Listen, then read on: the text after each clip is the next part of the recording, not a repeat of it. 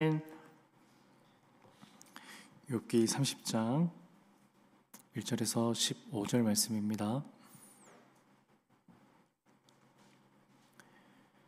욥기 30장 1절에서 15절 말씀.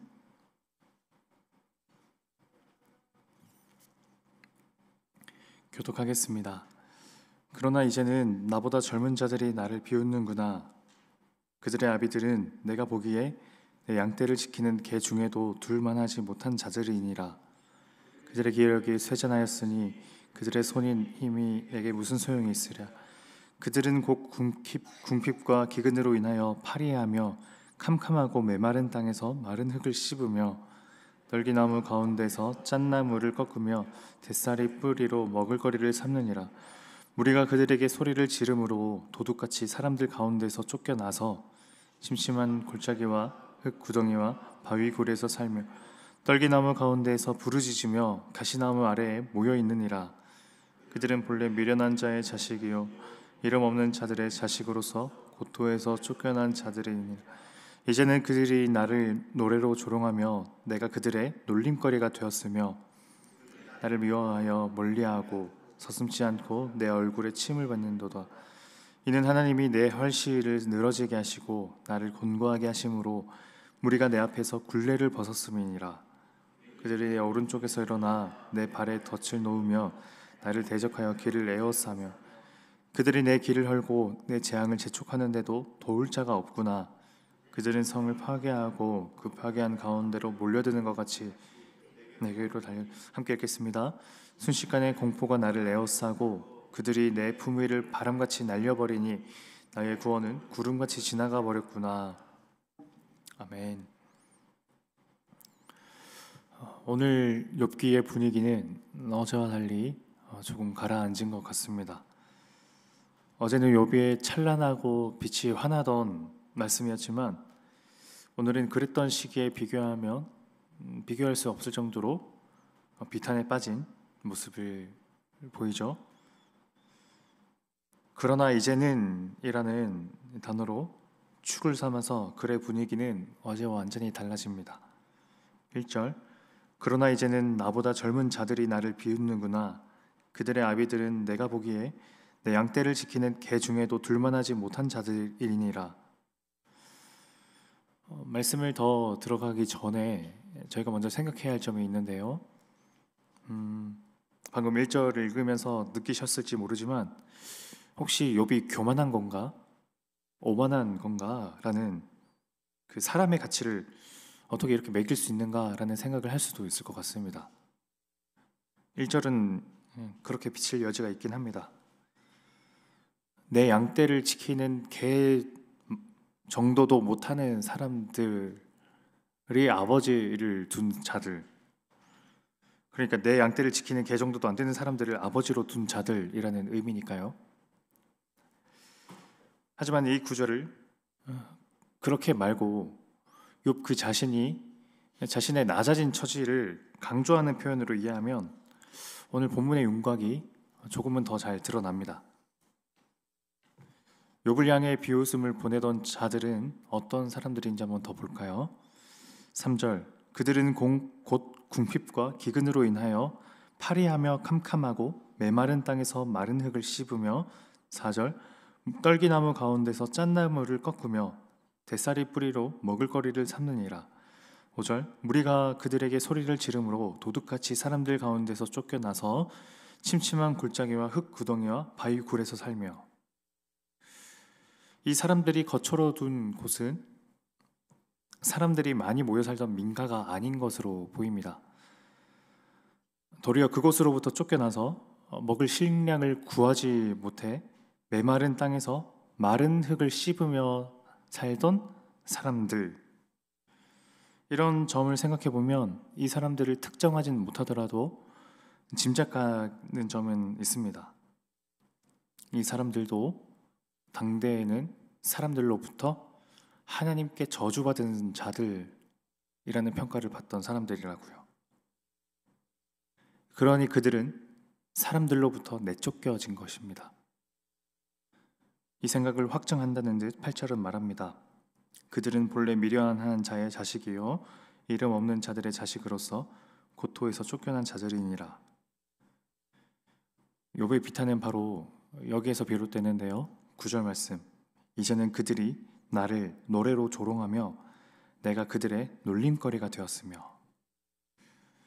여기서 이 놀림거리라는 표현은 성경에 자주 등장하는 표현 중에 하나죠.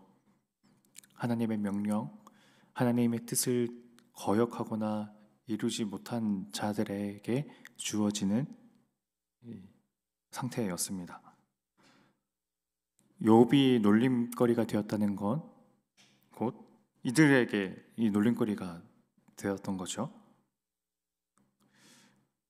그걸 말하기 전에 먼저 10절. 그들이 나를 미워하여 멀리하고 서슴지 않고 내 얼굴에 침을 뱉는구나.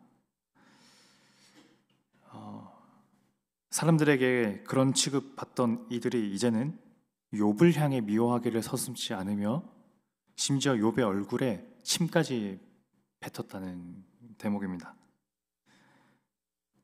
바로 이게 눈여겨볼 점인데요.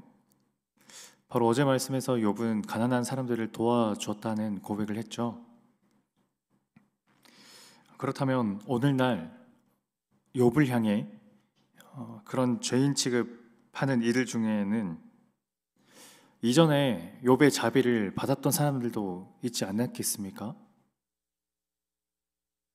그런 사람이 이제는 욥을 향해 침을 뱉으며 놀림거리를 삼고 있는 거죠. 그랬다면 욥의 마음이 얼마나 비참했을까요? 하지만 적어도 오늘 본문에서는 욥은 그들을 비난하지 않습니다. 이런 배은망덕한 이들이라거나 천벌받을 놈들이라며 원색적인 저주를 퍼붓지도 않죠. 욥은 사람들을 비난하는 대신 지금 현재 자신이 처한 상황을 그저 묘사할 뿐입니다. 11절. 이는 하나님이 내 활시를 늘어지게 하시고 나를 곤고하게 하심으로 무리가 내 앞에서 굴레를 벗었음이니라. 바로 어제 봤던 본문에서 욥은 내 얼굴이 빛나고 내가 선을 행할 수 있는 것은 하나님이 나에게 주신 능력으로 가능한 것이다 라는 고백을 했는데, 그러나 그 하나님이 하셨다라는 그 하나님의 주권에 대한 고백이 오늘 말씀에서는 정확히 그 반대의 경우에 적용되죠. 좋은 날을 허락하신 하나님이 오늘 나에게는 고통과 슬픔을 허락하셨다. 하나님의 주권을 인정하는 태도는 바로 이 넓은 스펙트럼을 기꺼이 오가며 하나님의 주권을 고백하는 태도입니다. 저는 오늘 말씀을 보면서 이런 생각을 했는데요. 오늘 말씀에 등장하는 사람들과 욥, 그 비열한 사람들과 욥의 공통점이 있습니다. 둘 모두 하나님께로부터 저주받았다고 취급받던 사람들입니다. 또한 그 당시 공동체로부터 정죄받은 사람들입니다. 하지만 차이점도 분명하죠.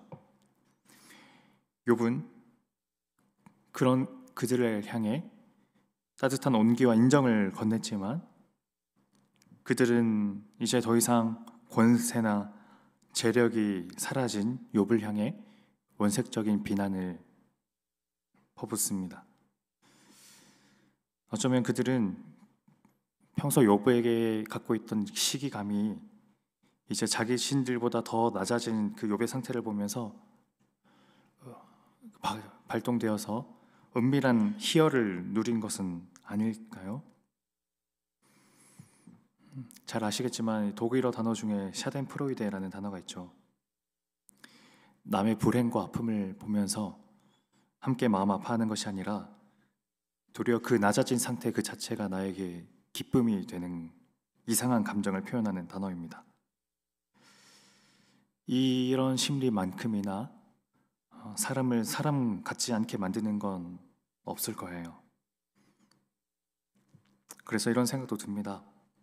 오늘 욥을 그토록 공격하던 그들을 온전한 사람으로 만들지 못하는 것은 어쩌면 그들 자신이 아닐까.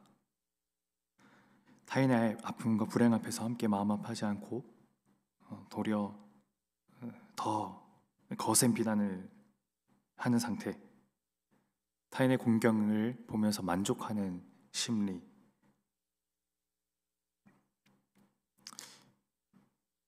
이런 심리는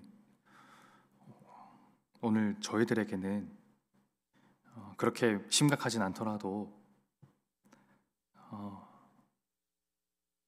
저희는 어떤지요? 비난이라는 것은 생각해 보면 저희가 그 사람을 잘 알지 못할수록 쉽게 나오는 것 같습니다. 뭐, 연예인들이나 사회적으로 무리를 일으킨 이들을 향해 비난하는 건 쉽죠. 하지만 반대로 어려운 것은 내가 잘 아는 사람을 손가락질하는 일입니다. 그런데 이 차이가 단순히 사람을 알고 모르고의 차이에 있는 것만은 또 아닌 것 같다는 생각도 듭니다. 사람에 대한 이 따뜻한 신뢰가 있는가? 이 신뢰가 있는 것이, 이 신뢰를 포기하지 않는 것이 오늘 우리를 정의와 사랑에 있는 사람으로 만듭니다. 사람에 대한 따뜻한 신뢰를 끝까지 포기하지 않고 내가 어떤 것들을 받았던 간에 그럼에도 타인들을 향해 호의적이고 따뜻한 시선으로 바라보는 일, 오늘 그 신뢰를 끝까지 포기하지 않고 욥의 비열한 그 사람들이 아니라 이 욥처럼 그럼에도 그들을 향해 온정과 또 그 배려와 친절을 건네는 오늘 저희가 되면 좋겠습니다. 이렇게 기도하겠습니다. 하나님 아버지, 은혜를 감사합니다.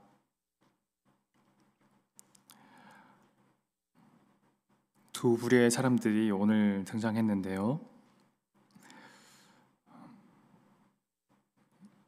욥이 그들의 아픔과 공경 앞에서 그들을 향해 여전히 따뜻한 마음을 건넨 것과 달리 그 비열한 사람들은 자신들보다 어느새 더 낮아진 욥을 향해 오히려 만족한다는 듯이 이제는 그 욥을 철저하게 더 무시하고 때로는 공격까지 했습니다. 그 마음 안에는 어떤 마음이 있었을까요? 나보다 더 낮아진 그 사람을 보면서 자신들의 존재가 가장 최악은 아니라는 것으로 그들은 만족했는지도 모릅니다. 하지만 하나님, 오늘 저희들에게 그런 악한 마음은 없더라도 타인의 어려움과 곤경 앞에서 함께 마음 아파하지 않고 좀 마음이 어딘가가 어느 구석이 이상하게 좀 때로는 우리의 소망이 충족된 것은 아닌가 하는 생각이 들 때가 있는 건 아닌지도 모릅니다. 저희들의 그런 악한 마음과 연약한 마음들을 긍휼히 여겨주셔서 그 하나님의 품 안으로 하나님께서 저희들을 여전히 죄인인 저희들을 여전히 따뜻하게 보살펴 주시는 것처럼 저희들도 타인들을 향해 그런 따뜻한 마음을 늘 베풀며 바라보는 저희들 될 수 있도록 주님 은혜 베풀어 주옵소서. 사람에 대한 따뜻한 마음을, 그 신뢰를 끝까지 포기하지 않도록 주님 도와주옵소서. 예수님 이름으로 기도드립니다. 아멘. 오늘 몇 가지 기도 제목 놓고 함께 기도하면 좋겠습니다.